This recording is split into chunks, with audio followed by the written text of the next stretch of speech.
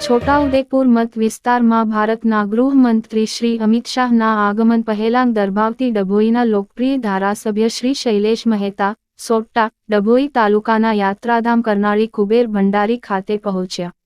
ચૈત્રવદ એકાદશીના પાવન દિવસે કુબેર દાદાની પૂજા આરતી કરી દરબાવતી ડભોઈ મત વિસ્તારના તમામ ભક્તોજનો માટે પ્રાર્થના કરી અબકી બાર લોકસભામાં 400 ઉપરાંત સીટ પાર કરીશુંની આશા વ્યક્ત કરી હતી. રિપોર્ટર ફજલ રજા ખત્રી, GPK ન્યૂઝ. આજે ચૈત્રવદ વરુથીની એકાદશી વર્ષોની જે પરંપરા છે એ મુજબ આજે વદ એકાદશીના દિવસે કુબેર ભંડારીની પૂજા અર્ચના અભિષેક અને આરતી કરીને